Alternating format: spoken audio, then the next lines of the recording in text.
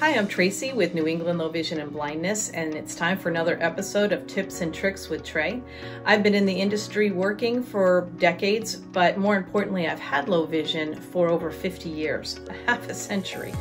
So I have gathered a lot of information, and I hope I can help. With the type of equipment that we're talking about, it's an investment, but it's worth it because it's going to make a big difference in the quality of your life. So I have some ideas of where you can go if you are looking for assistance in purchasing these items. VAs, if you're a veteran, reach out to your VA and see how they can assist you. They do an amazing job. Your state agency, if you are legally blind, it's very likely you are eligible for some assistance in some capacity. Every state is different. Particularly though, if you are working or a student, you're on their priority list. So check out what your state can do for you. Community organizations like the Lions Clubs, your churches, local organizations that are fundraising to help their community, reach out to them, make yourself known, and see if they can assist you.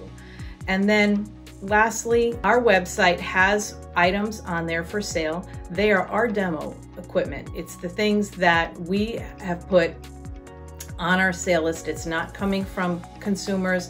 They're items that we know we've taken good care of, and we will very often have a year's warranty added to it through our company.